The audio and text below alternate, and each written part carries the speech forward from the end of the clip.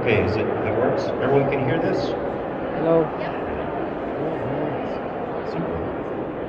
Should I take this off? Like, you can hear me fine with the mask on? Okay. Should I start? Bueno, bienvenidos al taller el día de hoy, sean bienvenidos este domingo.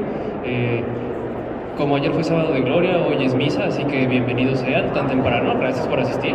En este taller, aquí con nuestro querido invitado David Mack, vamos a tener parte de su curso, así que, David, do you want to begin? Yeah, thanks so much for coming. I really appreciate it. And so I would, we're talking about covers, so I'll be happy to talk about all the things that I can think about to talk about, but I also want to make sure I discuss the things that are interesting to you.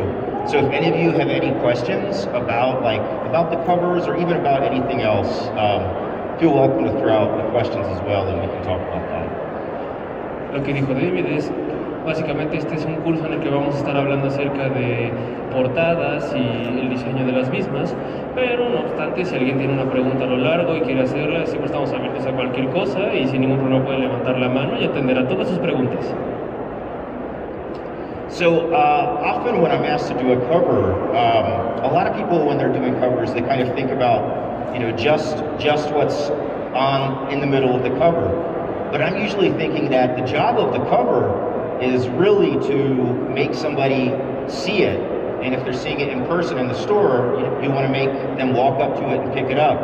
Or if they're seeing it online, you want to make them stop and click on it. So I'm not thinking just what's inside, but I'm thinking how it looks, like on the shelf with 100 other books beside it, or how it looks online with a lot of other images. And so I want to do something that sets it apart from the other things that are there. Mucha gente cree que cuando estás haciendo una portada debes fijarte en lo que hay en el centro y diseñar eso. Pero lo que hace David más que eso es pensar en, ok, pero muchas personas ya van a hacer eso.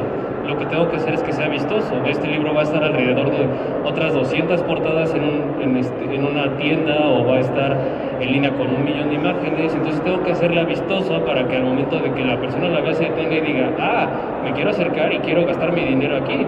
O quiero hacer clic aquí, obviamente de manera legal. So a lot of times people, they're filling the cover completely with maybe a lot of different characters and a lot of things happening, which is fine, but a lot of the covers have a similar composition. So sometimes from a distance, when the reader sees them on the shelf inside the comic store, a lot of them kind of blend together in a way. So I try to choose a cover that has some really strong shapes so that you can see it from a distance if you're looking at it at the store. Or if you're seeing it on your phone or on your laptop and it's very small, I want the shapes to still be strong enough to grab your attention and make you want to click on it.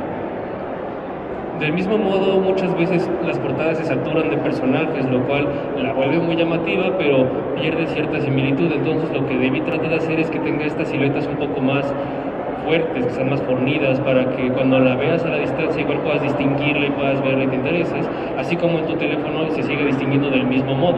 Un solo personaje puede hacer el mismo trabajo que un montón. Lo que importa dentro de la intención es que las siluetas hagan ese trabajo. So here's some examples of how I might do that. Like on the Superman, I'm using this very bold outline shape, and the rest is white, so that when it's next to a lot of other covers that have a lot of different colors on it and a lot of different characters, this is going to kind of have a frame that sets it apart from all the things that are next to it. And hopefully it's going to make you want to come closer, and then when you come closer, then you're going to see what's inside the shape. Por ejemplo, aquí podemos ver en esta imagen de Superman cómo estoy usando una línea más gruesa. Bueno, no yo, él está dibujando con línea más gruesa y el resto es blanco. Entonces, cuando la vea la gente va a decir como, ese cuadro de mí me interesa porque está siendo llamativo debido a los espacios en blanco y cómo se queda ahí. Entonces, cuando se ve alrededor de los demás, simplemente van a estar centrando la mirada ahí. No importa que haya muchos personajes, sino que la composición es llamativa. Or in this case, in the Daredevil cover, I might leave I have the main central figure in the center, but I might leave one of the sides, kind of like what I call a buffer zone. Like maybe the side has less detail or less color, or it's all white. So it's going to stand out from what's next to it. Y en este caso, en esta portada de Daredevil, pueden ver que claramente el personaje está al centro, pero se genera la llamatividad, en este caso, con lo que David llama una zona más floja, una zona con menos detalle, lo cual resalta la vista y hace que te centres en lo demás, pero a la vez saca un poco de la expectativa de decir como, esto está lleno, tengo que verificar todo para entender la representación, y eso te atrapa en un primer instante. So, who remembers this image? Have you seen this one before? So it kind of works a similar way. I worked on the book Jessica Jones, and then when they made a Netflix TV show about it, like the images on Netflix that you have, like that are small that you want to click on, it's kind of like a cover. And so you want it to I try to put a certain amount of detail in here, and maybe the character is making eye contact with the viewer, but on the edges here, I kind of want it to fade out a little bit so it stands apart from what's next to it when you're flipping through on the Netflix. Y como pueden ver aquí, básicamente es una portada de Jessica Jones. Para quien recuerde, yo estuve trabajando en ese título por mucho tiempo y posteriormente hice una adaptación a Netflix. Lo que traté de hacer en esta portada fue que el personaje está interactuando con el que lo está viendo, porque a fin de cuentas un afiche es como una portada, tienes que centrarte al verlo. En este caso Jessica está viéndote a los ojos, pero a los lados está un poquito más borroso para que tu atención se vea centrada en ella. So I should also say, the cover kind of does something for the book in a way that like the opening titles might do for a TV show or a film. Aside from grabbing your attention and making you want to pick it up, it's kind of setting the psychological tone for like what kind of headspace the reader should be in, like for reading the book. And it's kind of a similar way, like when making opening titles. I worked on the opening titles to the Jessica Jones Netflix series. And so we wanted to kind of get you into kind of the feeling of what you're going to watch, and sort of preparing your headspace for it. And, a cover works that way to a certain degree. And so I kind of think of it somewhat comparable to how opening titles works, or a movie poster works for, a film or a movie or a TV show. En este caso igual, algo que es muy importante tomar en cuenta en una portada es que es lo que le va a dar a entender al público qué es lo que va a ver dentro de la misma.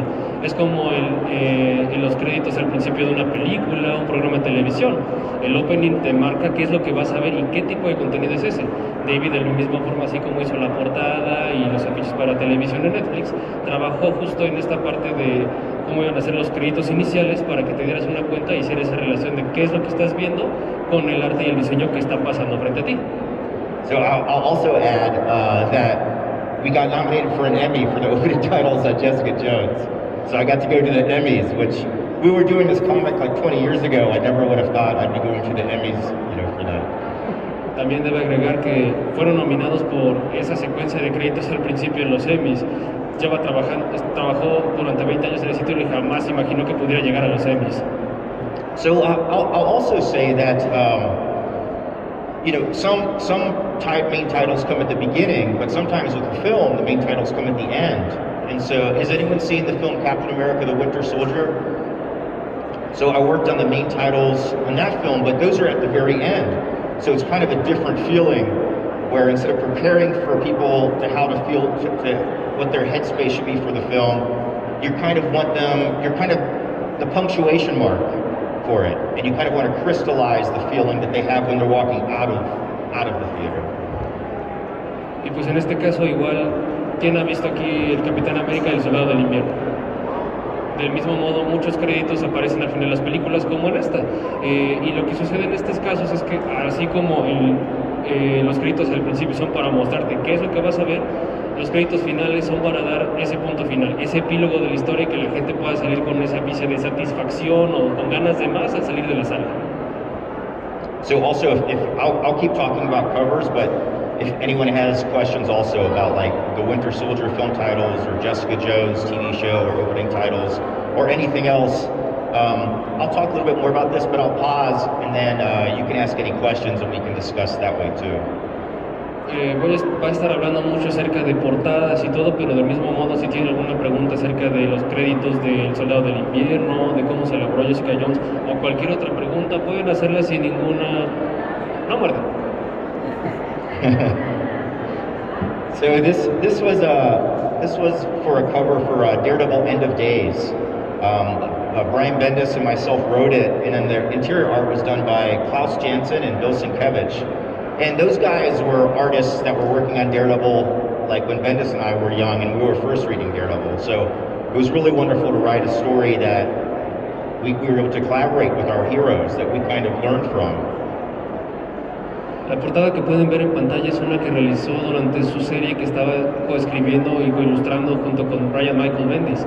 Fue algo muy fresco y muy innovador para ellos debido a que es un héroe con el que ellos pudieron crecer y poder hacerlo fue como tengo que hacer esto de la forma en la que me hizo sentir a mí en un momento. So for this one, because it takes place in the snow, it was a great opportunity for me to let a lot of the white, a lot of the negative space. I feel like you can use negative space a certain amount of way to catch the attention of the viewer to a certain degree. So there's quite a bit of white here because it's the snow, so I just left that part blank. And it's also, in a way, kind of an homage to an earlier Daredevil cover from the early 80s that Frank Miller and Klaus Janson did, where Daredevil is at the grave of Elektra. So I thought, for this particular story, it made sense to kind of reverse that idea. En esta portada de nuevo de The End of Days, la escena ocurre en la nieve, entonces lo que David hizo fue dejar esa parte en blanco para que se diera el contraste negativo y aprovechar lo mismo para que la cruz se tuviera como la misma idea y generar toda esta expectativa dentro de la atención al público para que no veas específicamente abajo, pero todo el color está centrado en la parte de arriba. Y del mismo modo, esta es una portada que en cierta forma es un homenaje a otra portada donde Daredevil está en una oposición en la tumba de Elektra Nachos, entonces esto fue en cierta forma un homenaje y de forma reversa. And this one is another example of kind of using negative space. This was a cover for Neil Gaiman's American Gods collection. And so in this case, I used watercolor here, but I just left all of this part, white. And I felt like that would be a really bold shape that would catch people's attention from a distance. La portada que pueden ver en pantalla es de American Gods de Neil Gaiman, es otro ejemplo de cómo usar espacio negativo. En este caso lo que podemos observar es que la silueta se marca únicamente con el uso de los colores y los negativos, entonces generas esa línea gruesa, no con líneas gruesas particularmente, sino con la composición en negativo. So, those are some of the ways that, some of the things I kind of think about, like when I'm thinking about doing the cover. And so, if you're ever composing a cover, it's just something to think about because so many people just think only what it looks like on its own, but so many people are going to see it in a room full of like 200 other books on the shelf next to it. So it's, part of the job of that cover is just to really like grab your attention and, make someone want to pick it up. One of the other things I kind of do is I kind of try to use eye contact sometimes. Like Faces on magazines use this a lot, where like you're walking by and the subject of the magazine cover is like their eyes are looking directly at you. So that works pretty good too. En este caso, cuando haces una portada de nuevo, tienes que pensar en que va a estar al lado de 200 títulos iguales. Entonces, el trabajo del que está haciendo la portada es llamar la atención, pensar en la composición exacta para poder hacer que la gente quiera agarrarlo, quiera ir a comprarlo precisamente. Lo que hace mucho David es que genera el contacto visual para que primeramente sea lo primero que puedas observar y te sientas identificado en cierta manera. Also, these are all like original art I have that I'll have at my table back there. And after we talk here, any of you are also welcome to come to my table and look through any of the art or the prints. And they also told me that if anyone wants to take photos, we have to do it back there at my table afterwards. So you're all welcome to stop by after this. But in the meantime, if any of you have any other questions before I continue, feel welcome to say anything. Del mismo modo, así como ahorita estamos presentando aquí en la mesa, cuando acabe este taller pueden ir a visitar a David a su mesa, donde tiene muchos prints, así como todo este arte que es original. Y pues por el momento fotos así, aquí como selfies y de ese tipo serían de la mesa de ese lado, pero igual ahorita en este momento pueden tomar fotos de la mesa desde lejos o igual pueden hacer preguntas sin ningún problema, como el chico de ahí. Y allá atrás.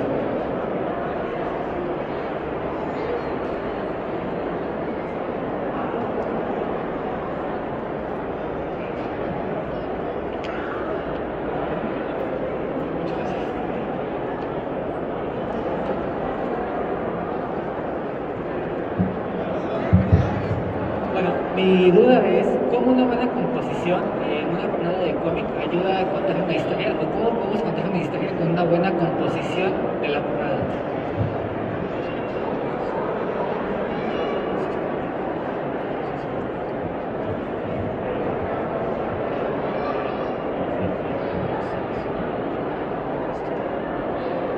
No, that's a good point about how I often try to make the cover kind of crystallize a feeling of what's inside the story. And so I might not want to show like exactly what happens. You know, I might not necessarily want to do a spoiler for the story, but I might want to give like a certain kind of feeling for what it's going to be like. And so I may make a few reference points of some things that occur inside the story, but I don't want to be too precise about it because I still want, you know, them to have the magic of reading the book and finding out those details. But sometimes I like to sort of suggest something. For me, I think a really important aspect of a quality to have on the cover is a sense of mystery. So I want the cover to maybe ask a certain kind of question or make them curious about some kind of mystery inside the book. But I don't want to solve the mystery on the cover because I want to leave that to the reader to kind of figure out, you know, when they're reading the book. But I do try to make a reference to something in it. Like if I have the opportunity, I'll read the story first and kind of let it, you know, percolate in my head and kind of think about like what's the right kind of feeling to suggest what the right mystery of the story is. Esa es una muy buena pregunta y un muy buen punto. Lo que David suele hacer es que trata de generar como estos pequeños puntos de inflexión sin que la historia la cuente la portada completamente, porque arruinará la experiencia, ¿no? En ese sentido, lo que se trata de hacer es dar como un pequeño ápice de misterio, cristalizando la imagen para que pueda capturar la atención y sea como quiero saber qué más hay aquí adentro. De esa manera, muchas veces tienen la oportunidad de leer, cuando eso sucede, trata de pensar en cómo voy a reflejar esto sin necesariamente contar completamente la historia. Son esos pequeños puntos que deja ahí al aire dentro de la portada que generan misterio y ese no sé qué atractivo que hace que quieras leerlo sin que te cuente por completo qué es lo que va a haber en el interior.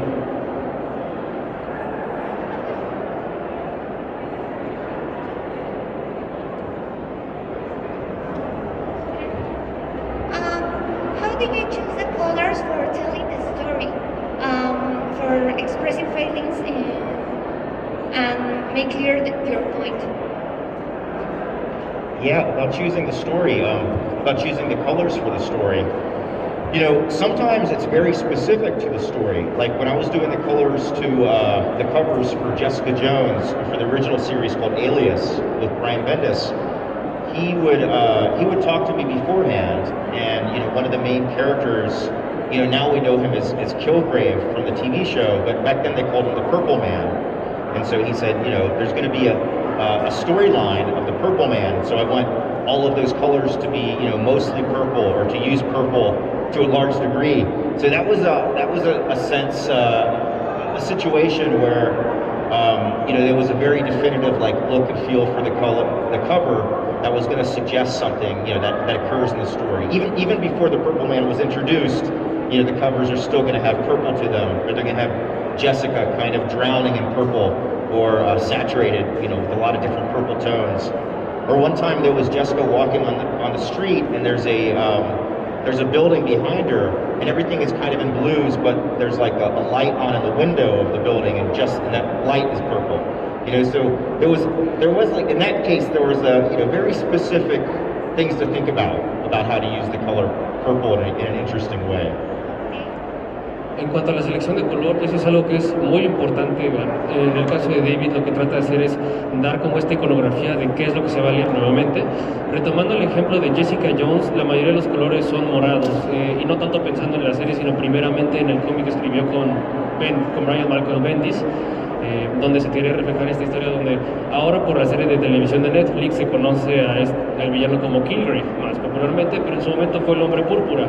Entonces había que reflejar, sin darle a conocer al público, por qué esos matices de púrpura están ahí, qué es lo que reflejan, y posteriormente En la serie de Netflix ocurre lo mismo. En los créditos iniciales hay una escena donde está caminando cerca de un edificio, está en tonos de azul y está sumergida en eso, pero solo hay un pequeño recuadro en una ventana que es púrpura, expresando lo que sería Kilgrave dentro de todo, que ella se está ahogando en colores púrpura poco a poco, pero únicamente es como ese significado, solo es una pequeña pieza, representa todo eso. And we kind of used a similar approach when we worked on the opening titles to the Jessica Jones series. Yeah, there was like even before you really know what it's about, there's like a lot of purple in the opening titles too. But another example of like a totally different approach to color is when we did the main titles for the Captain America Winter Soldier film titles. And in that, like everything is just a stark black and white, like a really bold contrast, like just bold shapes, black shapes, white shapes, and occasionally just a touch of red, like every now and then like a red star, you know, for the Winter Soldier or something. But that was because that film, has everyone seen the film, the Winter Soldier film? It's my favorite Marvel film actually, and also it's my favorite main titles for it too. But it kind of reminds me of almost like a 70s style espionage film. And we kind of wanted to use like really bold shapes. There's a designer named Saul Bass who did like a lot of the opening titles for Stanley Kubrick's films or Alfred Hitchcock or some for Scorsese. And he often used like just some really big, bold black shapes. And you know, I guess to a certain degree, like maybe the James Bond films of the 60s or 70s had some really bold shape and designs. But also the artist Steranko, Jim Steranko, he did art for Nick Fury, Agent of S.H.I.E.L.D., and he also worked on Captain America in the 60s. And when he did Nick Fury, he had like some really interesting, bold, black and white designs. And so that was also like an influence, an inspiration with doing those. But we felt like, you know, we could use any kind of colors or textures we want, but in that case we felt like a certain kind of minimalism and just really stark black and white shapes were the right feel for the end of the film. Bueno, de igual forma, así como hablamos de lo que se representa el morado en Jessica Jones, también podemos retomar los títulos al cierre de El Soldado del Invierno, que pues muchos aquí ya habrán visto y recordarán mucho esta parte en la que se utilizan únicamente tonos en blanco y en negro, igual jugando con esta idea de hacer negativos, con uno que otro detalle en rojo representando al Soldado del Invierno. Esa película es la favorita de David a título personal. Del mismo modo, lo que se puede representar ahí, lo que querían captar era esta idea como estas series de los 70 de espionaje, estas películas de los 70 acerca de espías, con este tono un poquito más despacio, más lento, y en la que se genera como este espacio a la mitad en el que pues se representa todo eso. Se puede ver como inspiración dentro de todo también a Saul Mack, que se dedicó a hacer igual mucha de la iconografía para Stanley Kubrick, para Alfred Hitchcock y posteriormente para Martin Scorsese. De la misma manera se retomó justo para esa idea a Jim Scratch, que él era artista para Nick Fury, agente de S.H.I.E.L.D., y para el Capitán América propiamente. Eso se retomó para poder hacer como esta unificación de estilo entre cine de los 70, algo que fuera iconográfico dentro de la película, y el Capitán América propiamente. Yeah, any other questions?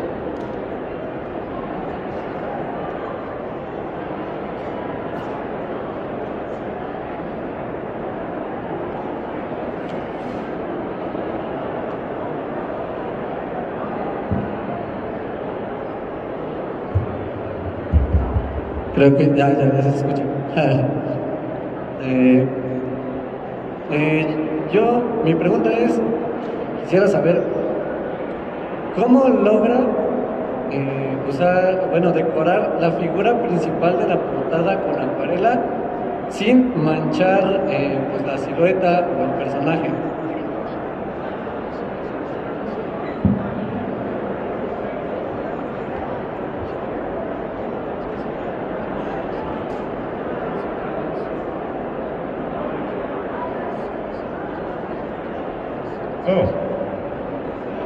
Oh, okay. So this might be a good, I don't know how clear you can see it. This might be a good example. So yeah, what I wanted to do with this character is I wanted to have sort of like a highlight around him, you know, kind of like a rim light that sets the character apart from the background. And so I can have like a lot of dynamic colors in the background, but you know, white, having pure white on a cover, it's kind of like a really strong, bold cover, bold color. So you sometimes want to use it, you know, somewhat sparingly. So there's not like much white in the middle of him, but I like just having that little white outline will create like a really striking image for it. And so he was asking about how do you not have the background colors, you know, bleed over to it. Well, you know, I drew this in pencil first, so I had an idea of where it was going to go. But I don't use masking or anything like that. I just, I had tried that many years ago when I was starting. Like some people, they say masking, they put like a tape or something so you can paint on top of it. But my experience was when I would try to take the tape off, it would sometimes rip the paper or the water would bleed under it anyway. So I don't use any masking. I just, you know, I just use like a brush and I'm dipping it in watercolor and I just run it along there. I just paint around, you know, just paint around the image that way. And so in this case, I probably painted the figure first, and then left a certain amount of, you know, I just decided to leave a certain amount of white and just painted around it. So it was just a matter of just hand painting it, you know, directly, and just trying to be, you know, somewhat careful, but I didn't want to be, you know, too careful with it. I like it to look very organic, you know, to a degree. I don't want it to look too overly technical. But yeah, I just dive in and paint it like that. Bueno, retomando la idea de la silueta, así como esto hace que sea muy dinámico en cuanto a la portada, es una parte muy importante, ¿no? Porque es lo que le da como esa profundidad al personaje dentro de la portada. Entonces lo que él hace en cuanto a la técnica y lo que pregunta es que primero, para no derramarlo, hace el arte primero a lápiz, todo tal cual para poder visualizar qué áreas son las que se van a pintar, pintando en acuarelas, valga la redundancia, primeramente al personaje y posteriormente ir redondeando los vértices, todo lo que va por atrás. Hay que tener mucho cuidado, sí, pero tampoco le gusta ser como estrictamente cuidadoso para que se pueda ver orgánico, para que se vea que es un trabajo sólido y que, porque en algún momento él hace muchos años utilizó cinta adhesiva, porque es una práctica que muchos usan. Colocas el dibujo en la pintura y la cinta hace el trabajo para que no te pases, pero la realidad es que fue mucho más sencillo y dinámico esta parte de poder hacer el dibujo a lápiz que únicamente irse como hacia los bordes para que eso no le pasara. I think there was another question around here. Hola. Hola. David. ¿Qué sentiste al ganar los awards? ¿Cómo? ¿Qué sentiste al ganar los awards?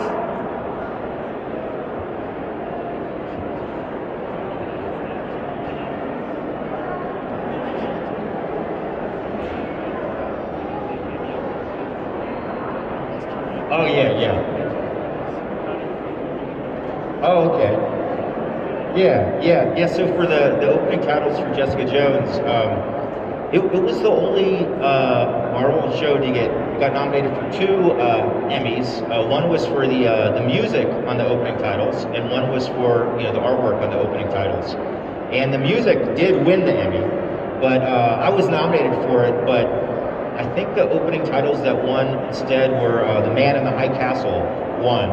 But, you know, obviously I'm still happy to be nominated for it. And we got to go to the Emmys, but also we got to go to like all the Emmys parties, you know? And so you got to, like, we were at the Netflix party and just like every actor from every show at Netflix is just walking around at the party. So we got to meet like a lot of other people. And also the showrunner for Jessica Jones, her name is Melissa Rosenberg. I'd never met her before.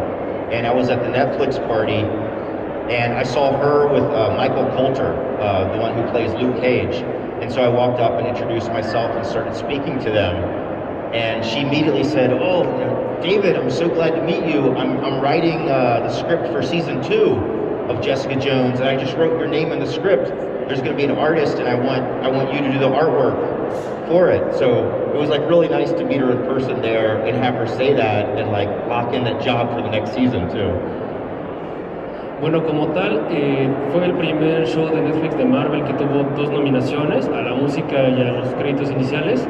A la música sí la ganó, para la parte de los créditos iniciales esa ocasión no ganó. Si mal no recuerdo, David se la llevó The Man in the Castle. Pero vaya, es una película importante, estaba en los Emmys, fue nominado, fue una emoción muy grande y más importante, hoy pudo ir a las fiestas y a las reuniones de los Emmys, a las fiestas de Netflix, entonces conoció a muchos actores que estaban en las series de Netflix y por ejemplo, él no había conocido a la productora del programa, a Michelle Rosenberg, anteriormente, hasta que estuvo en la fiesta y también pudo ver al actor que interpretaba a Luke Cage y les dio la mano y todo y fue como, el acercamiento fue de, hola David, mucho gusto, nos gustó mucho tu trabajo, la verdad es que estoy escribiendo el guión para la segunda temporada y queremos contar contigo para eso. Entonces fue bastante emocionante el poder estar presente con toda esa gente y más aún saber que tenía trabajo asegurado para una segunda ocasión. Welcome. David, principalmente gracias por tus conocimientos y admiración por tu trabajo. Lo que nos presentas, tu tiempo para estar aquí. Mi pregunta es más, no tan técnica, sino ¿por qué la acuarela? ¿Por qué la acuarela? La acuarela es un arte precioso que a mí me gusta, tu trabajo me gusta muchísimo, desde que lo conocí. ¿Y cuál es tu sentir a través de expresarte por medio de la acuarela?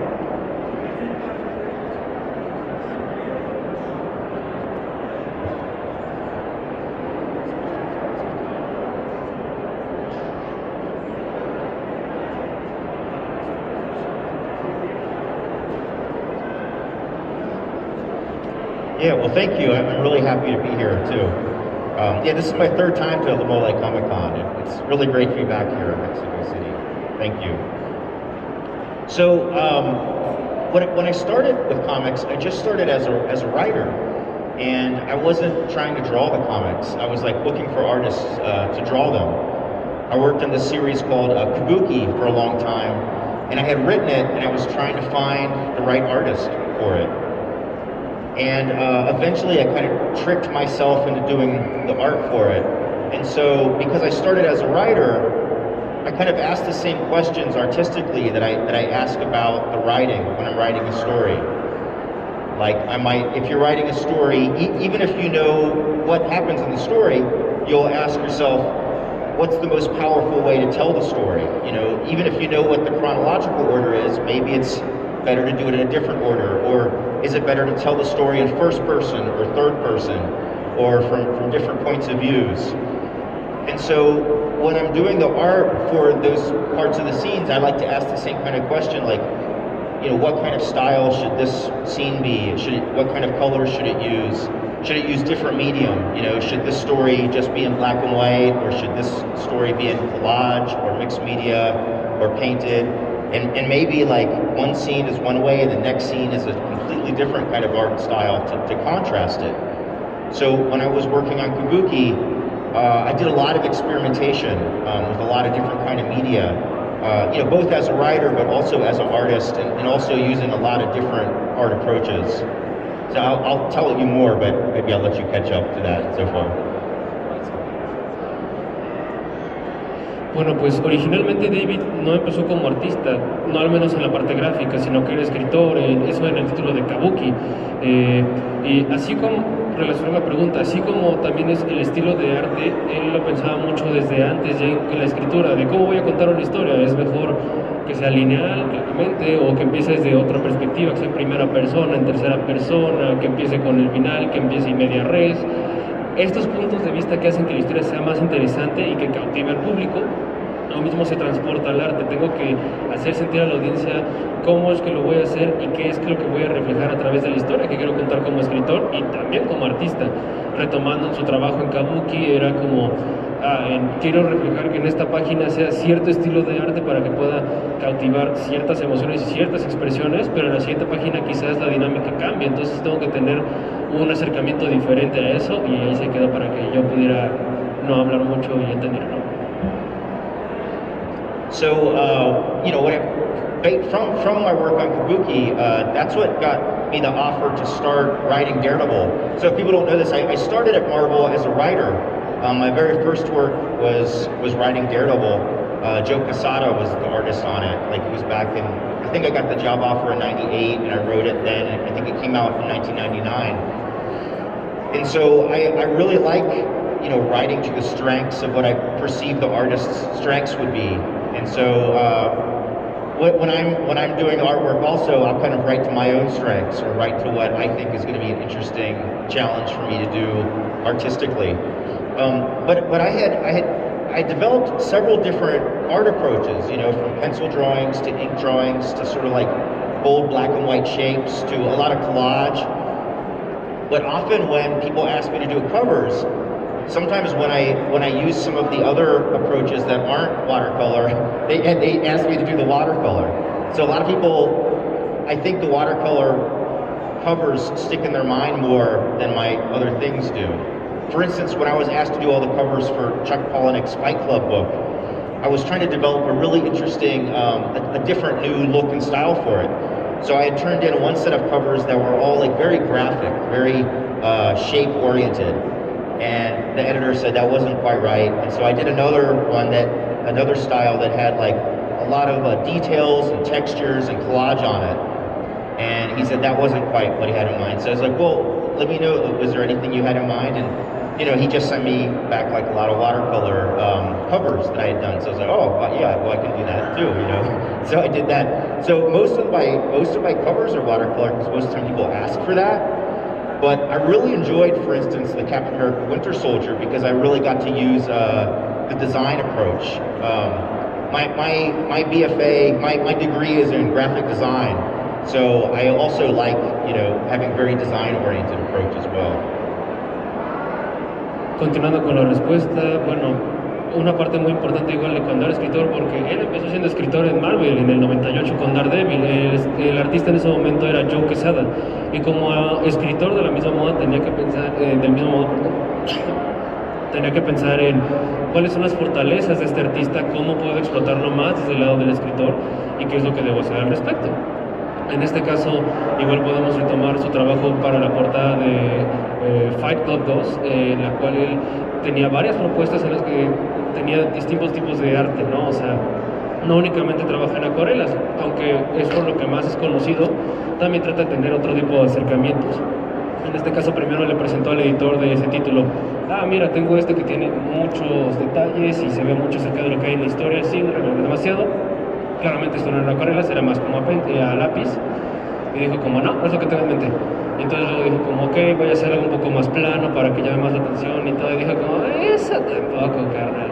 Entonces posteriormente fue como de, bueno, también puedo hacer un trabajo en acuarelas, ¿te gusta? ¿O puede ser acuarelas? Sí, me dedico a eso. Ok, adelante. But, you know, and for fun, like what I do for myself is I like, if it's not a project I'm asked to do, probably at least once a week I try to do quick drawings from life.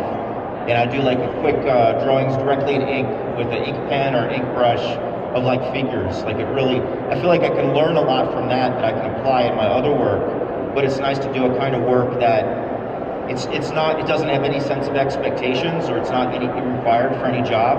So you can experiment with it a lot. And then I can learn from that and kind of apply like little epiphanies or little interesting things that I'll learn from that into I'll do like a little quick ink doodle like while he's talking. I'll do a little drawing of you.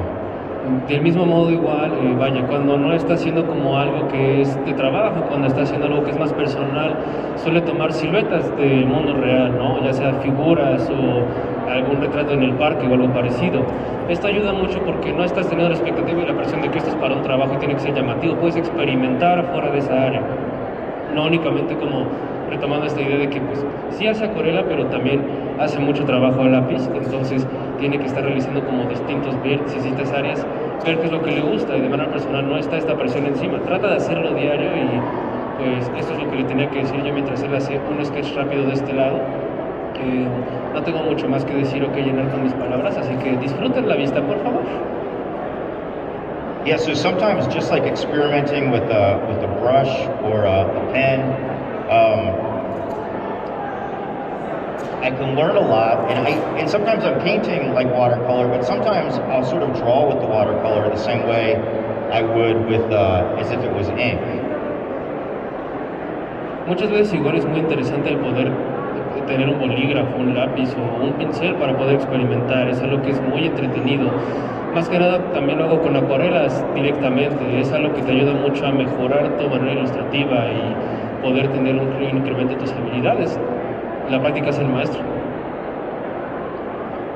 And when I'm just drawing like really quickly like that directly in ink, I like to feel very spontaneous, and I want it to have a certain like kind of life to it, like a certain freedom and an openness and a quickness. Del mismo modo, igual cuando estoy pintando en acuarelas, me gusta sentir que estoy haciéndolo con cierta libertad, que estoy haciéndolo de una manera en la que me siento vivo, me gusta lo que estoy haciendo y trato de ver que eso se vea reflejado en mi trabajo. And that's important because sometimes when I am painting covers, like in watercolor, if I'm painting it, I might have somebody model for me, and I might take some photos of them. But I don't want it to look too much. You don't want it to look too technical or too realistic or too much like the photo. So it's really kind of important to have it feel like it has a certain like freshness to it as well, and a kind of certain spontaneity to it as well. Del mismo modo, igual, pues vaya, suelo utilizar un modelo que esté en persona o alguna fotografía, pero no me gusta ser muy técnico, tiene que ver como esta parte en la que tiene que ser en cierta forma, esta distinción del arte, esta parte en la que pues él está haciendo su trabajo y tiene cierto estilo, un poco alejado de la realidad. And also, like, you can kind of learn a lot about lighting with just doing like really quick ink drawings as well. Because, really, like, whenever you're looking at something and you're drawing it, it's really, there's a lot of information from the reality. And the question is really, like, how much information to leave out. You're trying to be specific about, you don't want to capture all the information, you only want the information that's important for that particular drawing or what you're trying to convey. So it's really a great exercise in omitting information and seeing, like, reducing it down to the most elemental, useful part of it. And just drawing quickly from life, like directly in ink, it forces me to do that without thinking about it too much, or without fussing over it too much. Del mismo modo, cuando estás viendo algo de la realidad, hay una parte que es que tienes mucha información enfrente de ti, sobre todo aprendes mucho cuando estás en la acuarela acerca de las luces, ya que cuando estás viendo la realidad, toda esta información que está frente a ti, tienes que ser muy selectivo, porque es un momento únicamente que vas a agarrar y vas a transportar a tus manos, a tus pinceles. Entonces tienes que decir como qué es lo que voy a retomar y qué voy a dejar afuera para que todo esté en orden y para que todo siga siendo esa esencia de lo que estoy haciendo yo. So like I'm doing like a quick brush stick drawing of the character I did most of my work in comics of, Kabuki. And so like when I'm thinking about lighting, I don't necessarily want it to be symmetrical. I think the lighting is over here, so I'll have like a little bit of shadow on this nostril and a little bit of highlight on the eye. And when I do the lips here, I might leave, this side of the lip might be a little darker, but if the lighting is over here, I'll leave that side of the lip a little more open.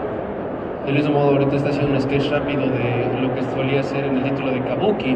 En este caso, retomando lo de la iluminación, donde está la nariz pueden ver que el sombreado está hacia allá, entonces la iluminación está viniendo desde esa perspectiva. Se puede ver igualmente en el ojo izquierdo y cómo esto se ve reflejado en los labios igualmente al ser el sombreado más fuerte de la parte que está como al costado inferior.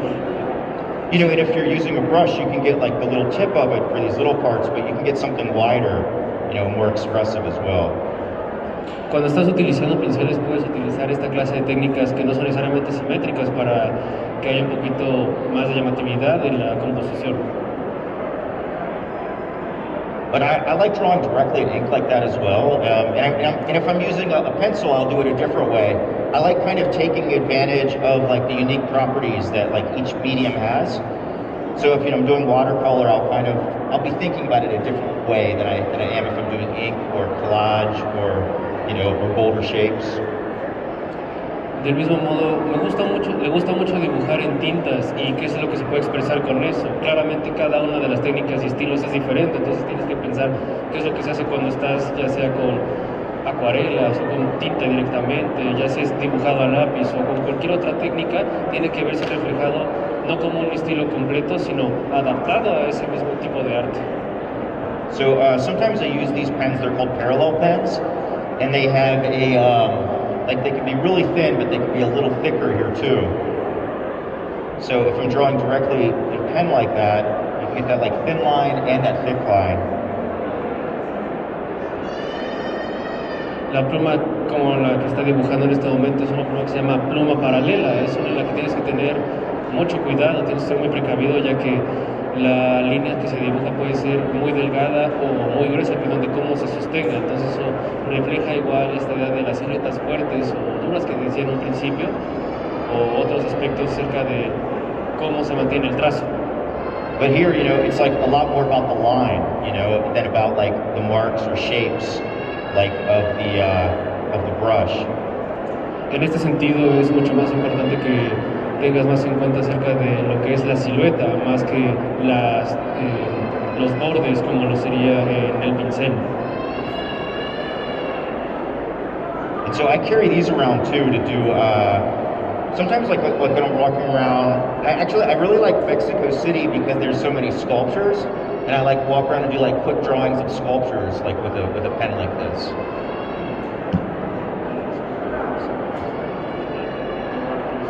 Yeah. Dice que le gusta mucho esta parte de estar saliendo para contrastar las luces. Es algo que le gusta mucho de la Ciudad de México, es que hay muchas estatuas de donde retomar como inspiración o un modelo en particular. Y lamento ser el portador de malas noticias, la mesa está a punto de terminar, así que unas últimas palabras de David y pasaríamos a al siguiente taller. Yeah. So if it sounds like we have to end this soon, but if there's any other questions that we can squeeze in, feel welcome to, and I'm happy to discuss anything else that you're interested in.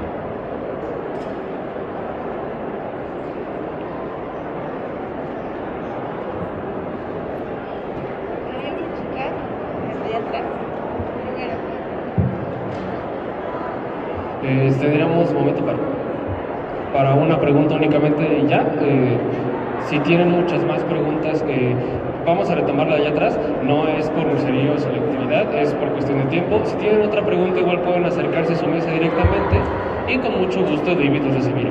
Así que vamos con la pregunta por allá por ahora, por favor. Hi, Mr. Mac. I would like to know what is your opinion about sometimes the cover page are so better than the story. ¿Similar?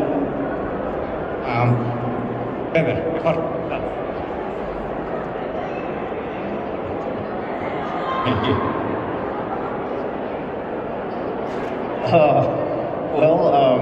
You know, if I'm doing a cover, I want it to make it the best I can make it, and I hope the people inside are doing their job also. Yeah, I don't know exactly what to tell you about that. Yeah, I don't want to look at a book and say like the inside's not going to be as good, so I shouldn't make the cover as good, you know. But yeah, I hear what you're saying. Es una pregunta un poco complicada, ya que pues, trata de hacer que su trabajo sea como, pues vaya, eso es su trabajo, y trata de pensar que las personas que hacen el arte del interior están en su trabajo de la misma manera, y no es como que piense como, el arte de adentro es horrible, entonces tengo que hacer algo que simile eso que sea horrible, sino es como tratar de hacer el mejor trabajo posible esperando que los demás hagan lo mismo. Any other questions? Please. Hi, David. This is a very personal question. Very quickly, but very personal. In my case. This is a very personal question? Yeah. In my case. Should we talk about this at my table later? No, sorry. In the case, or in the girlfriend case. You inspire us. You are our favorite artist. But the question is, who is your favorite artist? Who formed you in your artwork? Who formed you in your artistical? Yeah. So yeah, he was asking like, who are my influences, who's my inspiration, who formed me as an artist. And at different stages in your life, you're kind of inspired from different people.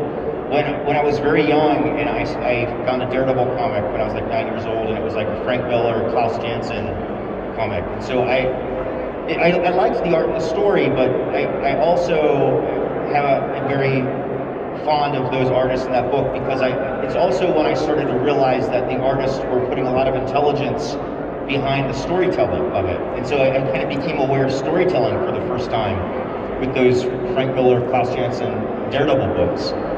And so I liked the art fine, but I also liked what I was learning about how they were using shadows and lighting and the panel size and the shapes of the panels to tell the story. So, for a long time, like, that was kind of my favorite kind of art. And then, I would discover somebody else and try to learn from that. And then, there's kind of like no off switch to just constantly, going through life and being inspired and learning from things.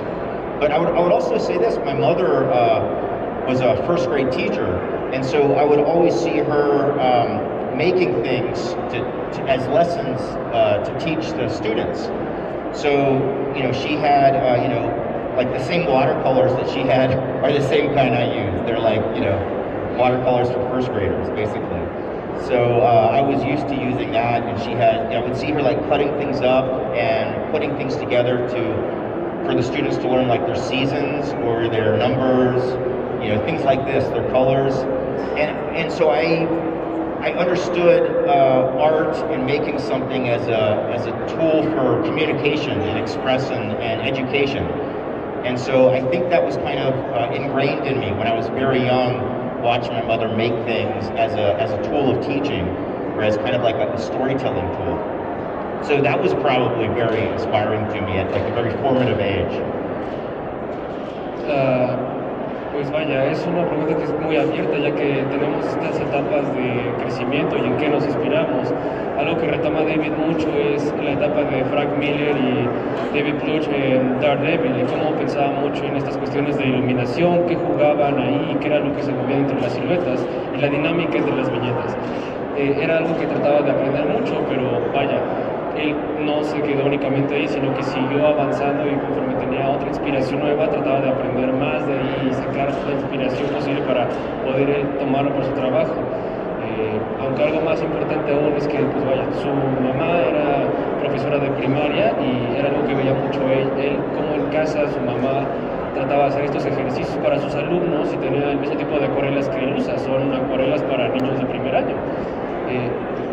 Pero la diferencia es que ahí era algo que se tenía que ser enfocado como para enseñar, para educar, era cortar aquí, pegar allá, pintar por aquí para que fuera entendible y disfrutable, y creo que es una lección que se quedó muy impuesta dentro de él, que él absorbió de manera intrínseca desde su casa. Can I add one thing to that?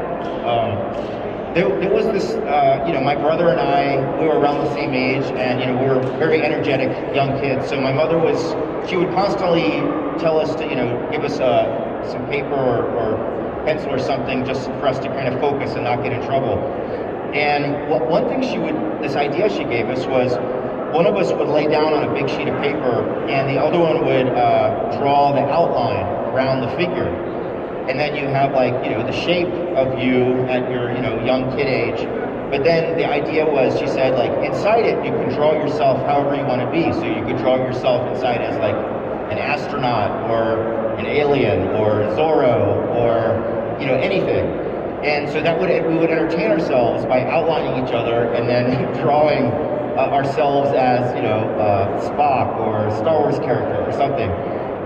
And I thought it was a really formative educational experience for a kid, because not only are you occupying yourself and learning to make something, but you're also kind of thinking that that outline is kind of the shape that you're born into. There's certain things that we're born into that we can't change, but what you fill the shape in is you're based on your imagination.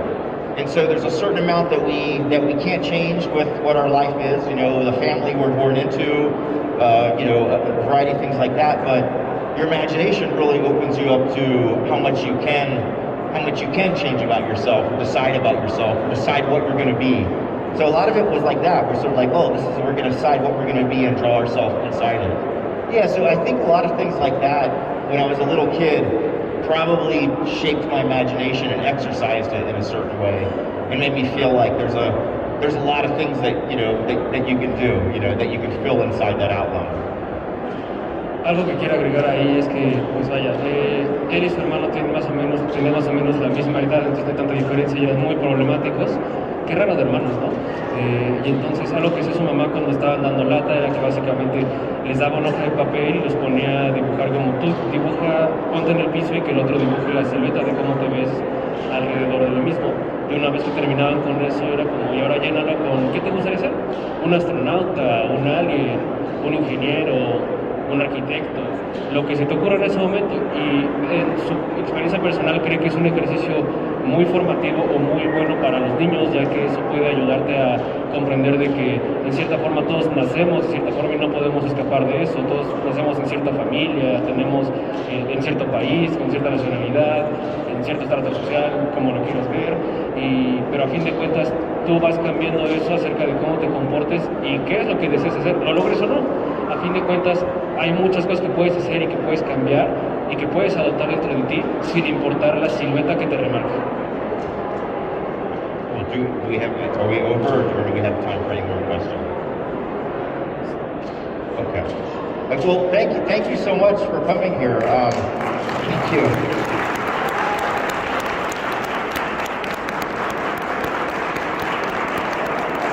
I really appreciate that. Thank you so much. So I'll be at my table right after this, and any of you are still welcome to come there. And if you have any questions that we weren't able to get to, or you want to talk about anything else, feel welcome to stop by and we can discuss it there. Agradecen mucho su atención y que estén aquí, que sean fanáticos de su trabajo. Si tienen alguna otra pregunta, si quieren acercar a su mesa sin ningún problema, yo los puedo atender en cuanto vayan para allá. Es al final de Artisalia, al final del pasillo. Si se pasan las cortinas, llegaron a los baños, ahí no es. Thank you so much for coming. Muchas gracias a todos por asistir a esta charla con David Mack. Ahora, por favor, les recordamos dejar sus lápices en la mesa, por favor. Para fotos y firmas, los invitamos a visitar su mesa que se encuentra al final de la sala, por favor, llegando a las cortinas negras.